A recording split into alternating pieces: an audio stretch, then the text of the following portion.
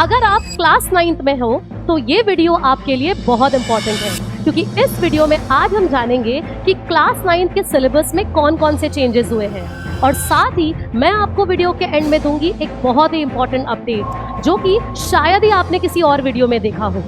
तो stay tuned with me. तो ये है एनसीईआरटी की ऑफिशियल वेबसाइट, और इसी वेबसाइट में एनसीईआरटी ने 3 ड्राफ्ट्स रिलीज कर हमें ये बताया कि इस साल कौन कौन से चेंजेस होने वाले हैं। सीबीएसई ने अब हमारे क्लास 9 के एकेडमिक्स को 3 पार्ट्स में डिवाइड कर दिया है। पार्ट 1 लैंग्वेजेस को इंक्लूड करेगा, पार्ट 2 कोर सब्जेक्ट्स को इंक्लूड करेगा, और पार्ट 3 होलिस्टिक ग्रोथ की तरफ फोकस करेगा। 3 लैंग्वेजेस कवर होती है, जिसमें हिंदी, उर्दू, इंग्लिश या संस्कृत में से बच्चे कोई भी 3 ऑप्ट कर सकते हैं। पार्ट 2 हमारे कोर सब्जेक्ट्स को फोकस करता है, science, mathematics and social science. अगर आप पार्ट 3 देखें तो पार्ट 3 में वोकेशनल एजुकेशन, फिजिकल एजुकेशन को इंपॉर्टेंस दी गई है। तो ओवरऑल एनसीईआरटी की तरफ से जो ये मूव है वो बेसिकली इसीलिए की गई है ताकि बच्चे रोट लर्निंग से दूर हटे और कहीं ना कहीं नॉलेज में, एजुकेशन में प्रैक्टिकल अप्रोच लेके आए। तो अगर हम इस वीडियो की बात करें तो इस वीडियो में हम डिस्कस करेंगे इंग्लिश, साइंस,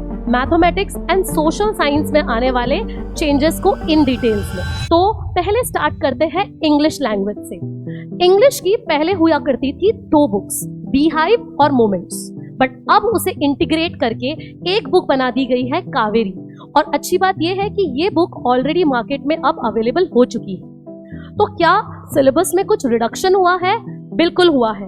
पहले दोनों बुक्स को मिलाकर 29 चैप्टर्स होते थे, प्रोज एंड पोइट्री मिलाकर, बट अब हो चुके हैं 16 चैप्टर्स, 8 प्रोज, 8 पोएम्स। और क्या चेंज हुआ है? तो इस बार देखा गया है कि एनसीईआरटी ने इंडियन राइटर्स के वर्क को इंक्लूड किया है, जैसे कि सुब्रमण्य भारती, सुधा मूर्ति, और मोस्ट ऑफ द चैप्टर्स में आपको कल्चरल थीम रिफ्लेक्ट होती हुई मिलेगी। अगर हम ग्रामर की बात करें तो ग्रामर में ज्यादा मेजर चेंजेस नहीं हुए हैं, बट डेफिनेटली जो असेसमेंट पैटर्न है वो चेंज हुआ है और ज्यादा कॉम्पिटेंसी बेस्ड हो जाएगा वो। बट राइटिंग स्किल्स की अगर मैं बात करूं तो राइटिंग स्किल्स में काफी चेंज आए हैं, क्योंकि इस बार एनसीईआरटी फोकस करेगी persuasive writing, research based writing और लिटरली एनालिसिस, जिसका मतलब कहीं ना कहीं बच्चों को क्रिएटिव थिंकिंग करना पड़ेगा। लेटर, फॉर्मल और इनफॉर्मल तो उन्हें आएगा ही, बट साथ ही slogan writing, advertisements, poster, email, story writing, ये सारे टॉपिक्स भी इंक्लूड हो जाएंगे। तो बेसिकली इंग्लिश को काफी प्रैक्टिकल एप्लीकेशन की तरफ लेके जा रहे हैं, जो कि एक बहुत ही अच्छा मूव है एनसीईआरटी की तरफ से।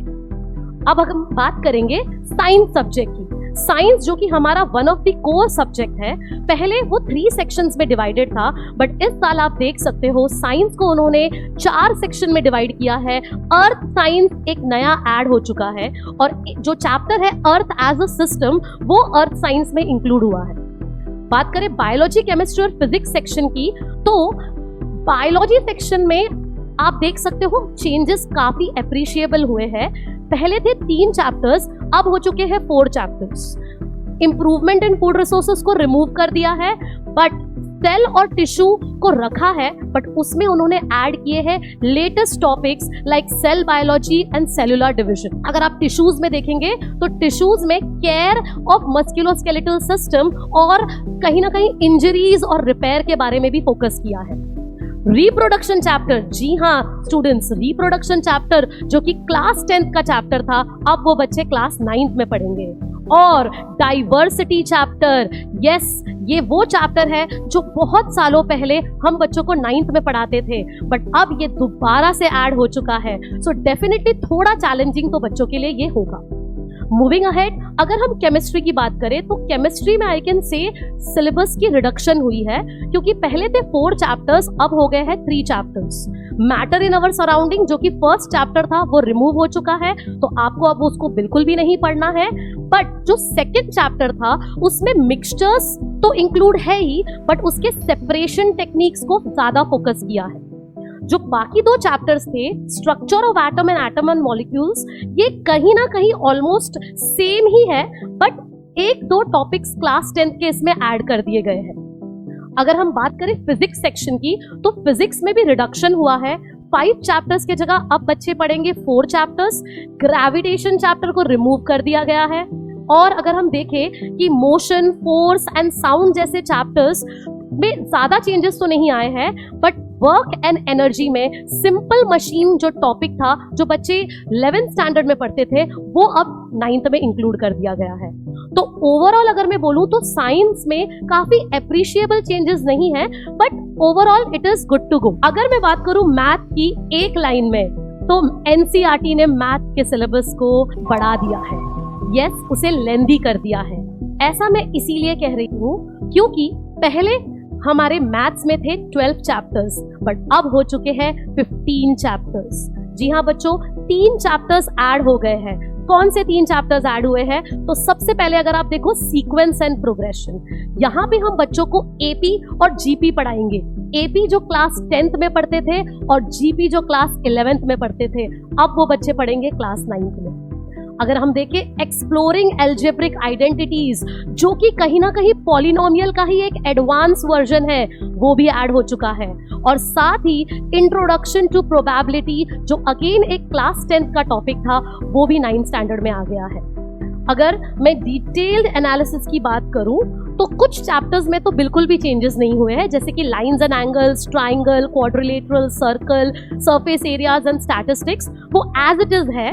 बट अगर मैं कुछ चैप्टर्स की बात करूं तो वहां पे क्लास 10th के टॉपिक्स ऐड कर दिए गए हैं, जैसे कि इंट्रोडक्शन टू पॉलिनोमियल, मैंने आपको पहले ही बताया, उसे बेसिक और एडवांस लेवल में डिवाइड कर दिया गया है।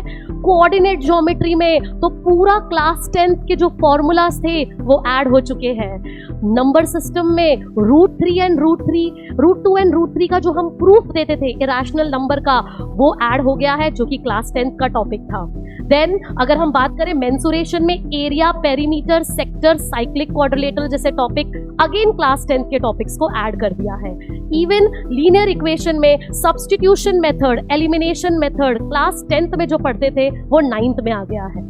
पर एक बहुत अच्छी बात यह है कि यूक्लिड्स ज्योमेट्री में आपको बोधायंस एंड सुलभ सूत्रास जैसी चीजें मिलेंगी, जो कि कहीं ना कहीं हमें हमारे एंशिएंट वैदिक मैथ से जोड़ेगी। तो ओवरऑल अगर मैं सम अप करूं तो मैथ्स लेंदी हो चुका है। डेफिनेटली बच्चों थोड़ा सा आपके लिए चैलेंजिंग हो सकता है, बट आई वुड सजेस्ट कि अगर डे 1 से आप प्रॉपर फोकस करोगे, डेफिनेटली ये आपके लिए बहुत आसान होने वाला है। अगला जो हमारा सब्जेक्ट है वो है सोशल साइंस। अभी तक के सब्जेक्ट्स में आपने देखा होगा कुछ एडिशंस हुए हैं, कुछ डिलीशंस हुए हैं, बट सोशल साइंस तो पूरा चेंज हो गया है। यस बच्चों, सोशल साइंस में पहले होते थे 4 बुक्स, राइट, बट अब उसे हमने चेंज कर दिया है एनसीईआरटी ने 2 पार्ट्स में, part A and part B. Most probably 2 books आएंगी, अभी हम इसके बारे में कुछ कह नहीं सकते जब तक मार्केट में हमारी टेक्स्ट बुक्स अवेलेबल ना हो। बट पार्ट ए में होंगे 9 यूनिट्स और पार्ट बी में होंगे 7 यूनिट्स। तो पार्ट ए में ये 9 टॉपिक्स को इंक्लूड किया है और पार्ट बी में ये 7 टॉपिक्स को इंक्लूड किया है। पहला ही चैप्टर पार्ट ए का है अंडरस्टैंडिंग सोशल साइंस, जो कि एक बहुत ही बढ़िया मूव है एनसीईआरटी की तरफ से। पहले ही चैप्टर में हम बच्चों को बताएंगे कि why are we studying social science, what is the benefit of studying social science. अब एक सवाल यहाँ बच्चों के मन में आ रहा होगा कि क्या मैम अब हम हिस्ट्री, ज्योग्राफी या पॉलिटिकल साइंस जैसे सेक्शंस अटेम्प्ट नहीं करेंगे? तो इसके बारे में तो हमें अच्छे से क्लैरिटी तब मिलेगी जब एनसीईआरटी अपने एग्जामिनेशन पैटर्न को, क्वेश्चन पेपर पैटर्न को रिलीज करेगा। बट अभी तक के लिए बेस्ड ऑन माय अंडरस्टैंडिंग मैं आपको ये बता सकती हूँ कि न्यू जो हमारी 2 यूनिट्स है, 2 न्यू पार्ट्स है, उसमें हिस्ट्री में अगर आप देखो तो पहले जब आप वर्ल्ड हिस्ट्री पढ़ते थे, अब आप ज्यादा कॉन्सेंट्रेट करोगे ह्यूमन हिस्ट्री में, हड़प्पन कल्चर में और भक्ति ट्रेडिशन में, यानी कि इंडियन हिस्ट्री की तरफ ज्यादा फोकस होगा। अगर मैं बात करूं पॉलिटिकल साइंस के कौन कौन से टॉपिक्स इसमें ऐड है, तो इसमें डेमोक्रेसी, जस्टिस, अथॉरिटी, इलेक्शन जैसे टॉपिक्स इंक्लूडेड है, जो कहीं ना कहीं आज के यूथ को अवेयर बनाएगा, क्योंकि आज का जो यूथ है वो कल का रिस्पॉन्सिबल सिटीजन बनेगा। तो मुझे लगता है ये बहुत ही अच्छा इनिशिएटिव है एनसीईआरटी की तरफ से। अगर इकोनॉमिक्स की बात करें तो इकोनॉमिक्स में तो फाइनेंशियल लिटरेसी को बहुत इंपॉर्टेंस दिया गया है। बच्चों को डायरेक्टली बजटिंग और इनकम टैक्स जैसे कॉन्सेप्ट्स पढ़ाने वाले हैं, जो कि बच्चों को डायरेक्टली मेन स्ट्रीम से जोड़ देता है। और अगर मैं ज्योग्राफी में देखूं तो disaster management, ocean relief, tectonic plates जैसे इंटरेस्टिंग टॉपिक्स को इंक्लूड किया है, जो कि मुझे लगता है आज के बच्चों को जो इकोलॉजिकल प्रॉब्लम्स हम फेस करते हैं, global warming and climate change को अंडरस्टैंड कराने में मदद करेगा और सोल्यूशन की तरफ ले जाएगा। तो ये था हमारे सोशल साइंस के सिलेबस का चेंजेस। अब हम आ रहे हैं हमारे वीडियो की उस इंपॉर्टेंट पार्ट में जहां मैंने आपको कहा था कि मैं आपको देने वाली हूं एक बहुत ही important update. Yes my dear students, पहले जब बच्चा क्लास 9 से क्लास 10th में आता था तो उसे मैथ में बेसिक और स्टैंडर्ड में से एक सेलेक्ट करना होता था, बट अब एनसीईआरटी ने बेसिक और स्टैंडर्ड सिस्टम हटा दिया है।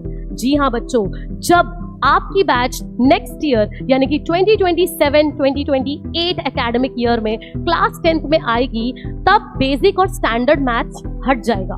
तो क्या नया आने वाला है कि अब अगर आप देख सकते हो, मैथमेटिक्स एंड साइंस कंपलसरी सभी को स्टैंडर्ड वे में देना पड़ेगा। So it is clearly written over here, standard science and standard mathematics is compulsory for all the class 10 students from the next academic year, right? तो इसका अगर आप देख सकते हो 80 मार्क्स का एग्जाम होगा, 3 आवर्स ड्यूरेशन का, जो कि एज यूजुअल हमारा नॉर्मल एग्जाम होता है वैसा ही होगा।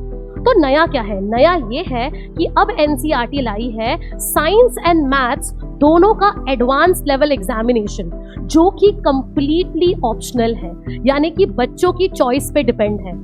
तो अगर बच्चे चाहे तो मैथमेटिक्स एडवांस लेवल ऑप्ट कर सकते हैं, साइंस एडवांस लेवल ऑप्ट कर सकते हैं। यहाँ पर बच्चों को बेसिक लेवल तो देना ही है, बट एडवांस लेवल में 25 मार्क्स की एडिशनल एग्जाम होगी 1 आवर ड्यूरेशन की, जहाँ पे हॉट्स क्वेश्चन पे ज्यादा फोकस किया जाएगा।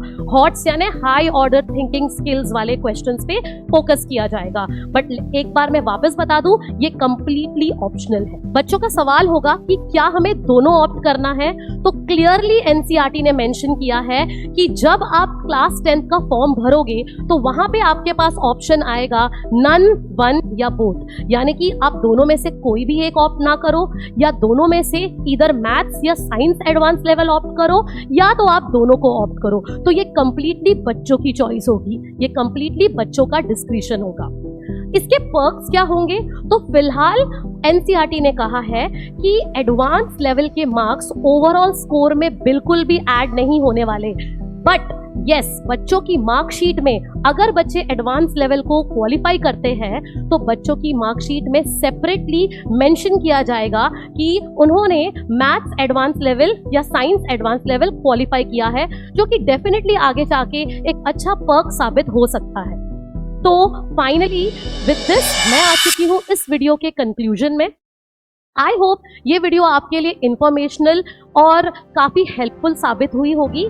बच्चों, मैं आपको बस एक ही चीज कहना चाहती हूँ कि all the best for your upcoming academic journey, give your best and I know you will definitely come up with flying colours. Until then, take good care of yourself, stay healthy, stay safe.